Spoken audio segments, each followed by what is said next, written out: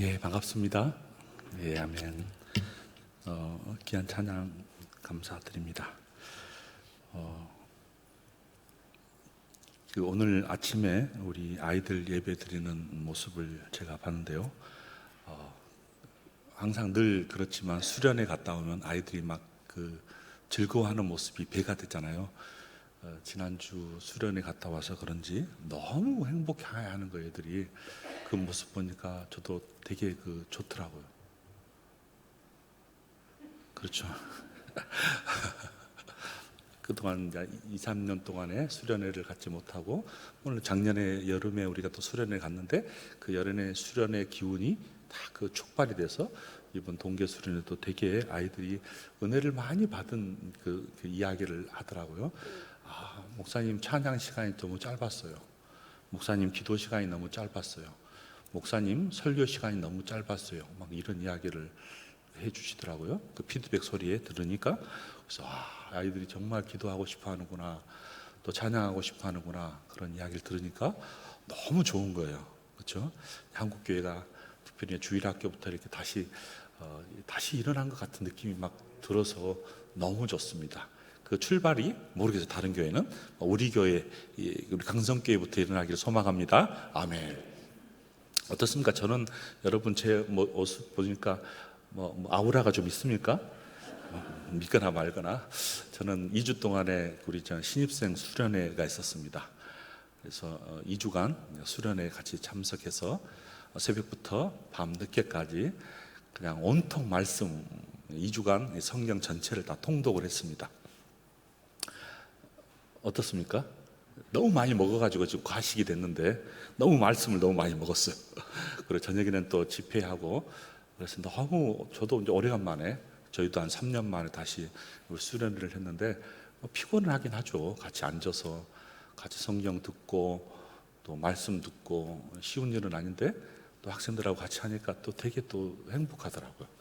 다시 이제 한국교회가 신학교에서도 또 주일학교에서도 여러 가지 예배가 되고 새롭게 살고 또 말씀이 새로워질 것 같은 느낌을 드니까 되게 행복했습니다. 지난 2주 동안에. 이 행복을 좀 전하고 싶은데 여러분이 얼굴 표정이 별로 이렇게 안 좋아하는 모습 같아서 좀 좋아해 주십시오. 예, 그랬습니다. 자, 한번 올려주십시오. 예배에 대해서 생각을 했잖아요. 이제 물론 제가 워낙 예배에 대해서 많은 이야기를 했기 때문에 또 저 소리 하려구나 라는 생각할 수 있는데요. 다시 한번 들어도 새로운 것이 또 말씀이고 우리 신학적 토대가 잘 돼 있어야지 우리 예배가 든든히 설 수 있습니다. 여러분, 제가 슬픈 이야기를 하나 들었어요. 오늘 우리 고3 아이들이 같이 이제 대화를 하고 간단하게 다가를 나누면서 맘스터치잖아요. 저쪽에 우리 유건사님이 저를 초대해가지고 우리 고3 아이들하고 같이 가서 먹으면서 대화를 했습니다. 고3 아이들이거든요. 제일 어려운 아이들 아닙니까? 거의 말을 안 해요. 그냥 애들이 먹고 싶은 건 먹고 그냥 다. 근데 뒷모습 보니까 너무 짠한 거예요. 어떤 학생이 저한테 걸어오는 길에 심각하게 질문을 저한테 해주시더라고요. 목사님, 왜 설교 시간에 졸음이 와요?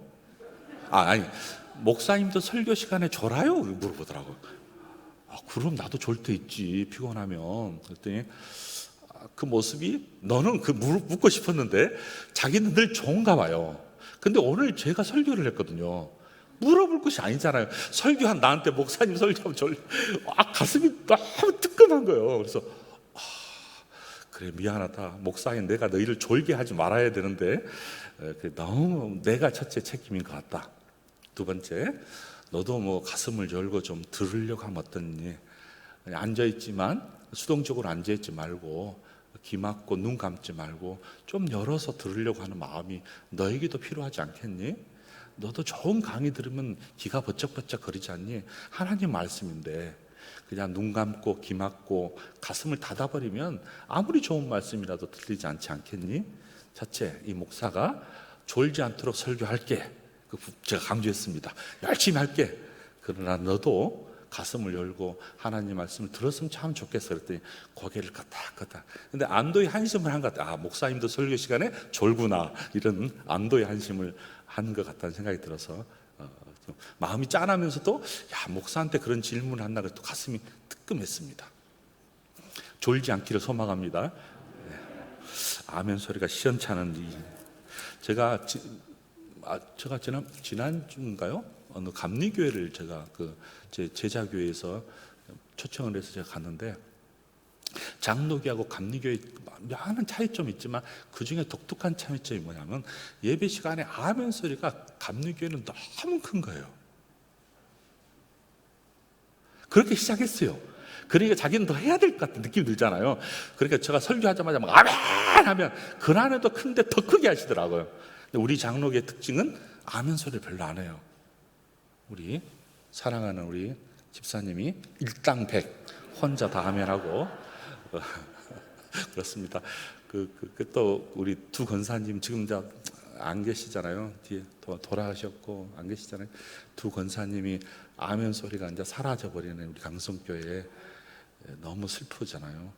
근데 우리 두 권사님이 아멘 소리가 자주 한 이야기지만 다 0.5 차이 틀려요. 아멘 소리가 반드시 여기서 아멘 하면 뒤에서 아멘 합니다. 아멘 아멘. 이 하음이 되게 정겨웠어요. 저는 모르겠어요. 우리 아멘 하면 뒤에서 반드시 그 아멘 소리가 끝나자마자 돌림 음처럼 아멘 했는데, 어느 날 갑자기 이 아멘 소리가 한 분이 사라져 버리더니 또 한 분이 사라져 버렸습니다. 이제 남는 우리 후배들이 이 아멘 소리를 이어가야 되지 않겠습니까? 아멘 아멘. 살아 움직이는 교회, 반응하는 교회, 응답이 있는 교회, 응답이 있는 예배. 그 예배가 우리가 꿈꾸는 예배 아니에요. 침묵을 하는 순간 입이 담아지면 반드시 눈이 감깁니다. 그럼 가슴이 닫아져 버립니다. 입으로 시인하고 입으로 응답하고 가슴을 열고 눈을 뜨고 영안이 열리도록. 주님, 맹인 바리오메오가 이렇게 이야기했잖아요. 주님 나를 불쌍히 여겨 주십시오. 주님 나를 불쌍히 여겨 달라고. 살고 싶다고 하잖아요. 그분은 눈을 뜨고 싶은 삶을 살기를 소망하지만 우리는 영이 살아야 되잖아요. 주님 불쌍히 여겨 주셔서 우리의 영이 살아가도록, 생명이 살리고 영이 살아가도록, 그래야 이 세상, 어두운 세상을 살아갈 수 있지 않겠습니까? 아멘. 그럼 우리 모두가 되기를 소망합니다. 아멘. 그래서 우리 예배는 세 가지 이야기를 했습니다. To God. 하나님께서 우리에게 찾아와 주셔서, 우리가 하나님께서 우리에게 찾아와서 예배를 시작했지만 우리는 반드시 To God, 하나님을 향하여 예배 드려야 한다. 다른 어떤 것을 향하여 예배 드리지는 않습니다. 우리는 하나님 그분만을 향하여 드려요. 이스라엘 백성들은 하나님을 외면해버리고 많은 예배를 드린다고 자랑하고 숭상하고 나갔던 많은 제약 가운데 이스라엘 백성들이 패망의 기름길을 가잖아요. 그래서 주님은 뭐라고 말합니까? 나에게로 돌아와라, 나에게로 돌아와라. 다른 것에 관심 갖지 말고 다른 것에 눈을 두지 말고 나를 향하여라. 예배는 우리가 축하 하나님께 향하는 것입니다. 그리고 더불어서 하나님께 향할 뿐만 아니라 하나님과 함께 드립니다. 아멘. 성령 하나님이 우리 예배 속에 운행하여 주시고, 성령 하나님이 찬양을 함께 불러주시고 우리를 지지해 주시고 동일하게 우리 가운데 거하셔서 그리스도의 임재를 경험케 하여 주시고 기적을 체험케 하여 주신 그 하나님과 함께 예배를 드린 것이고, For God, 하나님을 위하여 예배를 드린 것이라고 지난 시간에 딱 세 가지 이야기했습니다. 하나님이 이 세상을 창조하셔서 시작하였을 뿐만 아니라 예배는 과거, 미래, 현재 온 역사의 인류 속에서 영원부터 영원까지 우리가 예배를 드립니다. 저 천상에서 우리가 꿈꾸는 것이 뭐냐면 하나님을 만나는 것 아니에요? 하나님을 만나서 뭐 하는 거예요? 예배하는 것입니다. 하나님과 함께 찬양하고 하나님과 함께 기도하고 하나님과 함께 대화하는 것, 이것이 예배라는 거예요. 꿈꾸는 소망은 에덴 동산의 예배와 저 천상의 예배가 미리 우리 강성교회에서 다 경험되면 얼마나 좋을까? 우리 강성교회에서 이런 예배가 꿈꿔지면 얼마나 좋을까? 제가 다시 늘 말씀드리지만요, 거대한 공동체가 드리는 예배, 화려한 섹션이 있는 예배, 오케스트라가 화려하게 있는 교회, 파이프 오르간이 많이 있는 교회, 웅장한 교회, 그곳에 하나님이 임재하시기도 하지만 반드시 임재하지는 않아요. 반드시 이렇게 말씀해 주셨어요. 내 이름으로 두세 사람이 모인 곳에 내가 너와 함께 하겠다고 약속해 주셨습니다. 그러면 숫자 같지는 않아요. 거대한 건물 같지 않아요. 다수의 모임 같지는 않아요. 적은 숫자라도 그곳에서 주님이 자신의 그분의 예수님의 이름으로 모인 공동체, 이 모임 안에서 함께 해주시겠다고 약속해 주셨어요. 그런 의미에서는 우리가 두세 사람이 아니잖아요. 우리도 몇백 명이 같이 예배를 드리는데 이곳에서 주님의 잔치를 미리 경험하는 예배가 되기를 소망합니다. 그것이 저와 여러분, 우리 강성교가 꿈꾸는 영적 예배를 드려서 영이 살아 움직이고 영이 살아 움직여져서 우리 공예배에서 드리는 예배뿐만 아니라 삶 속에서 이 예배가 튀어대는 예배.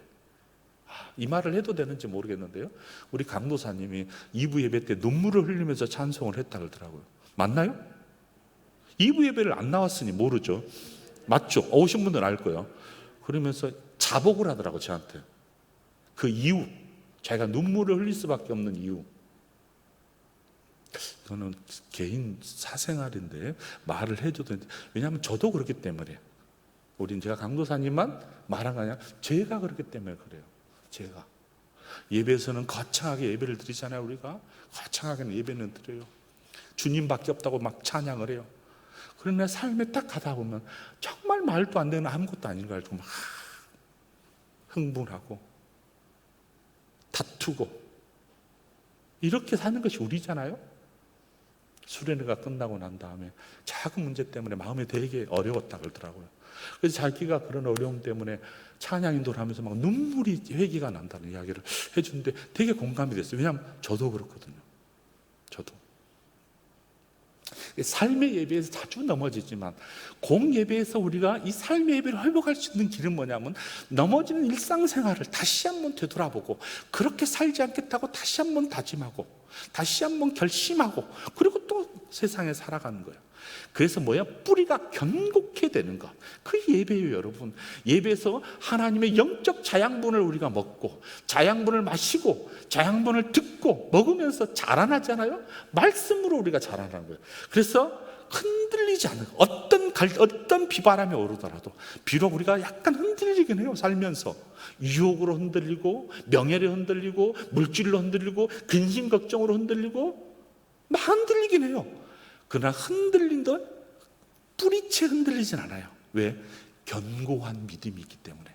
사랑하는 여러분, 우리 교회 안에 견고한 믿음으로 예배가 드려지고 이 예배가 삶에서 또 성공하는 그런 삶의 예배가 되기를 소망합니다. 아멘. 그것이 우리의 예배입니다. 자, 그러면 우리가 공적 예배로 다시 한번 되돌아가고 있습니다. 다음 페이지입니다. 넘겨주시죠. 공적 예배를 드리려면 PPT 다음 페이지. 작동이 잘 안 되는가 봅니다. 첫 번째, 제가 이야기하고 싶은 것이 이겁니다.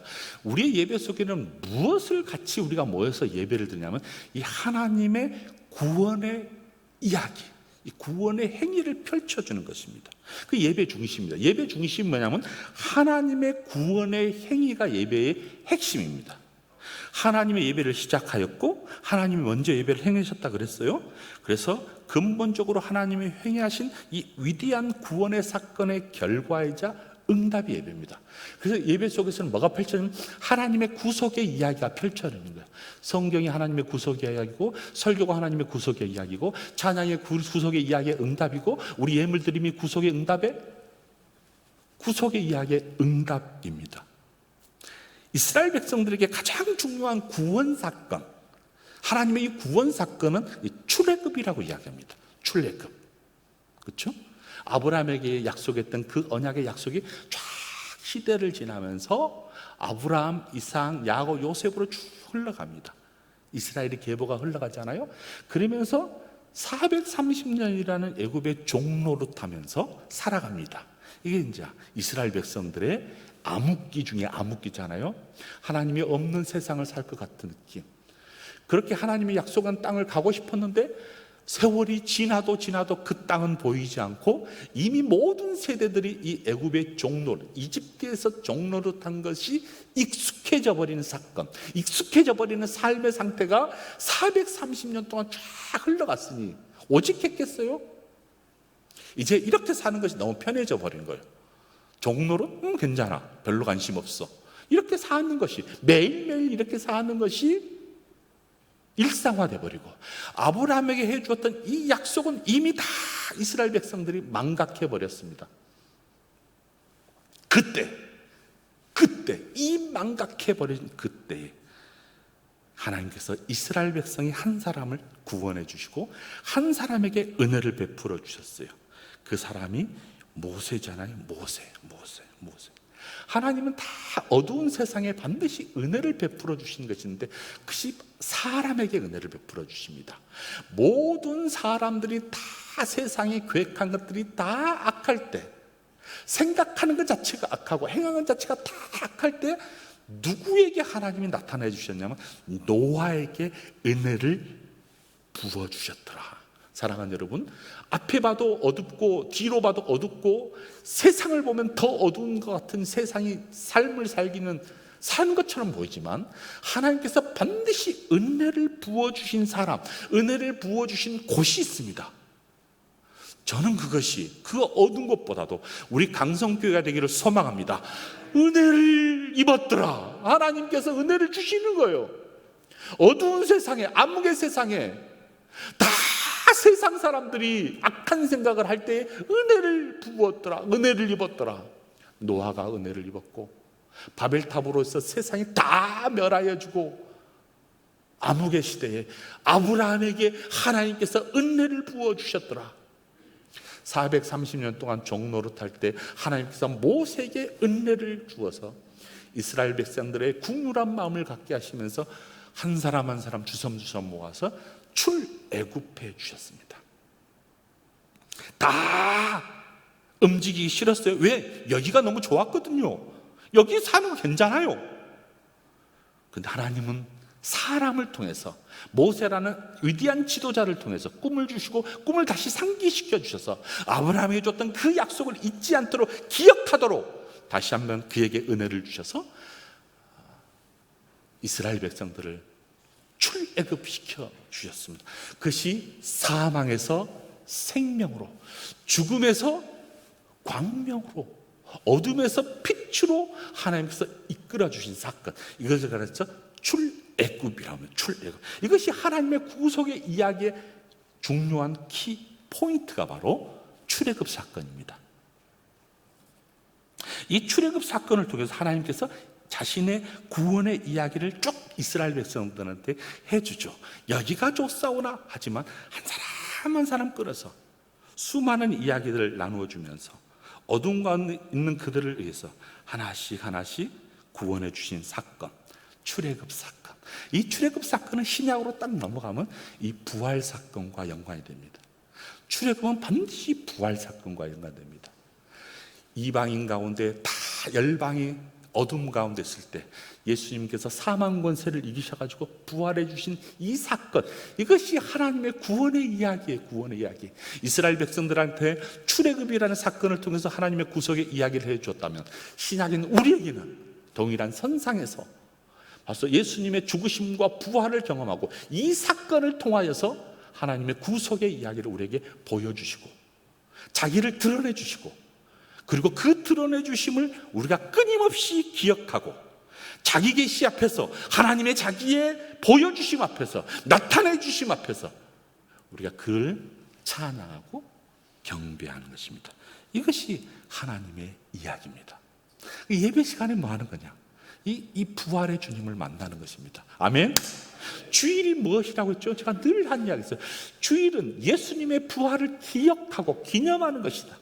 주일은 예수님의 죽으심, 예수님의 부활하심, 특히 부활하심을 기억하는 날. 이 말만, 이것만 기억해도 주일이 룰루랄 날 수 있어요, 여러분. 주일날 우리가 성경책을 들고 교회에 오는 이유, 예수님의 부활을 경축하기 위해서, 주님의 부활을 찬양하기 위해서, 그 부활한 주님을 다시 만나고 싶어서, 그리고 그 부활의 주님의 능력을 다시 받아서 부활의 삶들을 살아갈 수 있도록 하는 것. 그래서 모이는 거예요, 우리가. 그래서 그 주님을 만나려고. 그것이 하나님의 이야기예요. 이야기. 430년 동안 종노릇했던 그들을 구원해 주셔서 10가지 재앙을 건너게 해 주셔서 문설주에 바르게 하셔서 피를 바르고 통과시켜서 죽음을 이겨내 주시고, 유월절이라는 사건들을 통해서 구원을 기억하게 만들어 주시고, 430년, 40년 동안 광야 생활하면서 예수 하나님의 구원을 기억하게 하시고, 배고플 때, 굶주렸을 때, 추울 때, 더울 때, 이 40년을 1.1핵도 빈틈없이 그의 이야기를, 그의 구속의 이야기를 이스라엘 백성들에게 실제적인 삶 가운데 펼쳐주셨습니다. 사랑하는 여러분, 우리가 사망과 죽음의 권세 앞에서 억누르고 있을 때 부활하신 예수님께서 우리에게 찾아와 주셔서 마치 맹인 바디모에게 찾아와 주셨듯이, 삭개오에게 찾아와 주셨듯이, 사망 권세의 죽음 가운데 헤맸던 엠마오 두 제자에게 찾아가 주셨듯이 자신이 드러내 주셔서 우리 가운데 거하여 주셔서 손을 대주시고 보게 해주시고 마음의 열등감을 해결시켜 주시고 좌절 가운데 있는 임마누엘 두 제자에게 소명을 다시 확인시켜 주시고 그 주님을 만나는 거예요. 제가 말하잖아요. 21세기의 모든 사람들이 다 마음의 질병을 안고 있다고, 육체의 고통을 안고 있다고. 엊그저께 전화 한 통을 받았습니다. 제가 잘 아는 목사님인데요, 이분이 약간 장애인입니다. 이 장애인 한 친구가 있는데 대학교 때 만난 친구입니다. 이 친구는 너무 잘 어울리는 친구예요. 근데 이 친구가 걷는데 어려움 있잖아요. 목사님이신데 지금은. 근데 이 친구가 목사님을 막 업고 다니고, 힘들 때, 불편할 때, 그리고 결국은 목사님의 여동생과 결혼을 하고 같이 교회를 개척해서 수십 년간 같이 목회하고 장로로서 섬기는 너무 아름다운 장로님이십니다. 목사님을 너무 그냥 친구 때, 동갑내기예요. 근데 어렸을 때 만났잖아요. 대학교 때 만났으면. 근데 극진하게 목사님으로 대해주는 거예요. 그 모습을 제가 자주 봤어요. 그 교회 저도 몇 번 가서 설교하고 같이 교제를 나누는데 그 장로님 얼굴이 그냥 너무 선하신 분이에요. 선하신 분. 근데 목사님한테 전화가 왔어요. 거의 막 울부짖는 소리로, 교수님 그러면서 왜 그러세요? 그랬더니 그 자초지정을 이야기하는데 장로님이 곧 돌아가실 것 같다는 거예요. 왜요? 일을 하다가 순간 넘어졌나 봐요. 뇌출혈 같아요. 균형을 잃고 머리에 바닥을 치워버려서 바로 그 순간 식물로, 인간으로 변해버려서 죽음의 통지를, 사망의 통지를 받았다고 하면서 교수님이 혹시 자기가 너무 떨려서 예배 인도를, 특히 발인 예배를 도저히 인도할 수 없을 것 같으니까 발인 예배를 인도해 달라고 하더라고요. 저도 이 수련의 기간 동안 너무 바쁜데 딱 월요일날 정리하고 저도 화요일날 떠나는데 월요일날 아침 새벽에 좀 해달라는 거예요. 그 부탁을 받는데 너무 힘들지만 저도 이 사약을 못 하겠더라고요. 갔어요. 갔는데 교우들이 다 앉아 있는데요, 얼마나 교우들이 장로님을 사랑했는가를 그냥 직감할 수 있어요. 직감. 장례식장에 그냥 제가 설교하는데 도저히 설교를 저도 못 하겠더라고요. 사람이 순간적으로 어떤 일이 벌어질지, 겨우 한갑이 지나신 분이에요. 겨우. 언제 왔다 언제 갈지 모르지만 그 끝나고 다 저한테 목사님이 메시지를 전해왔더라고요. 교수님 때문에 너무 행복한, 축복받는 장로님이 하나님의 품에 갔다고. 그 말을 듣고 되게 가슴이 짠하더라고요. 생각해보면 그때의 메시지 중에 하나가, 하나님이 우리의 거처가 되어주셔서, 우리의 거처가 되셔서 안식처를 마련해 주셔서 예배로 함께 만나기를 소망하여서 부르는 것이라고 위로는 제가 했습니다. 그러나 사랑하는 여러분, 제 위로 말로 위로가 되겠습니까? 그것이 위로가 되려면 어떻게 돼요? 이 삶 속에서 그 주님과 만나는 경험들이 많이 있어야 되고, 저 천상의 꿈들을, 예배의 현장의 꿈들을 막 꾸어야 돼요. 왜?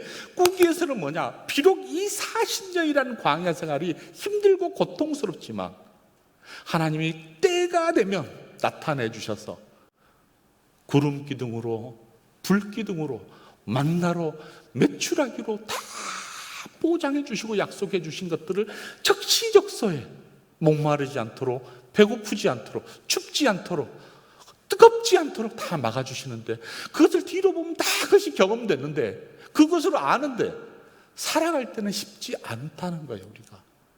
그러나 사랑하는 여러분, 그래서 언제나 기억하셔야 돼요, 여러분. 예배야말로 우리가 하나님의 구속, 자신의 구속의 행위를 기억할 수 있는 가장 귀한 장소입니다. 이 장소에 여러분 예수님의 구속을 기억하셔야 돼요.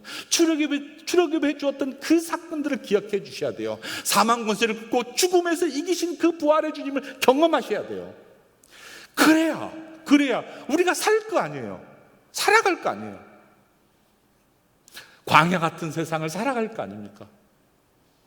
살아가는 게 쉽던가요? 너무너무 어렵습니다. 고등학생 아이들도 힘들다고 그래요. 저도 힘들어요. 여러분은 힘 안 듭니까? 다 힘들어요. 눈만 뜨면 힘든 거예요. 눈을 감으면 염려, 근심이 몰려오잖아요.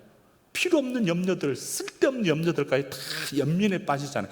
그것이 인생이에요. 이것을 털치기 위해서는, 이것을 버리기 위해서는 여러분, 하나님의 구속의 행위의 이야기, 하나님이 우리에게 간섭하신 이 구원의 이야기, 출애굽의 이야기, 부활의 이야기를 끊임없이 여러분이 되새겨 주기를 소망합니다.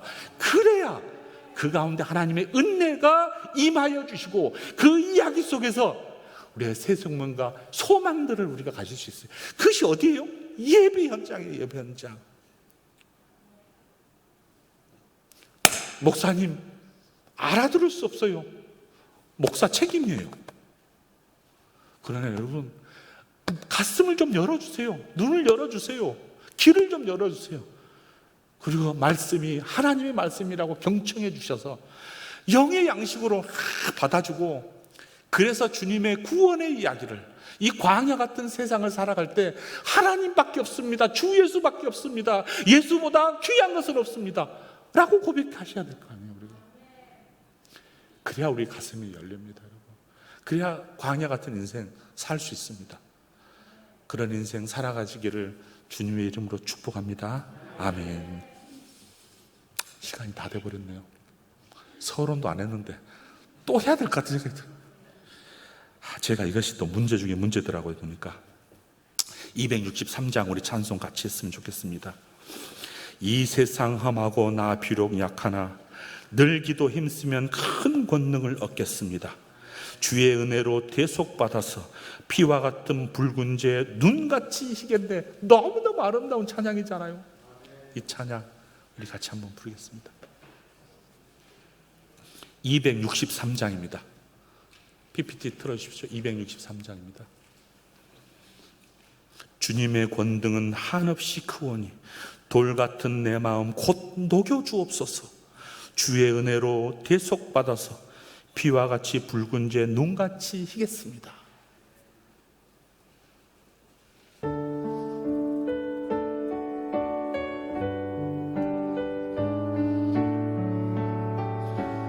이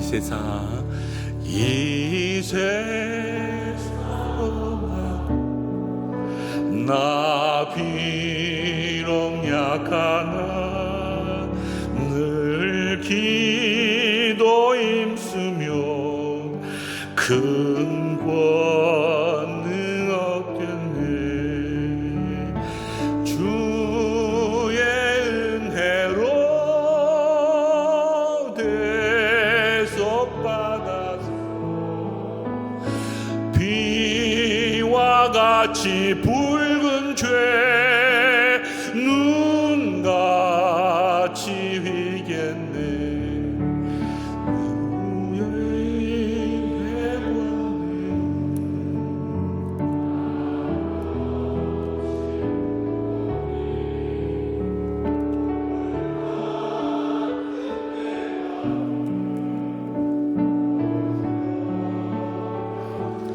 주의 은혜로 주의 대속받아서 비와 같이 붉은 죄 눈같이 위겠네. 내 마음이 약하여 늘 넘어지오니 주 예수 힘주사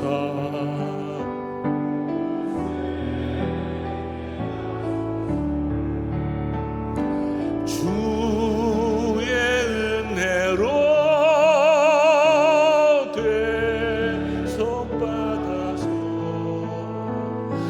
비와 같이 붉은 죄 눈같이 위겠네. 내 맘이 약하여 늘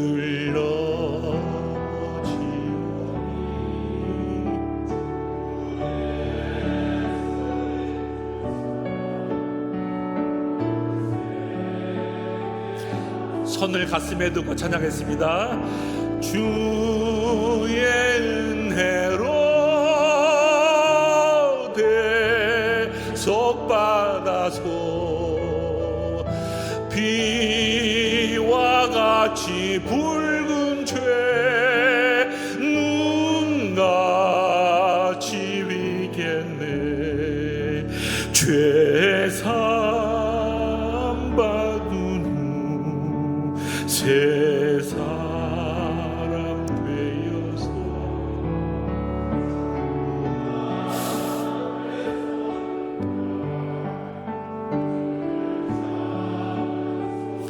주의 은혜로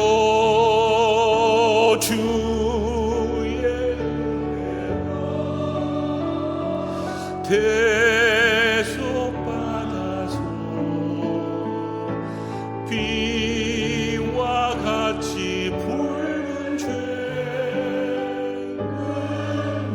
주의 은혜로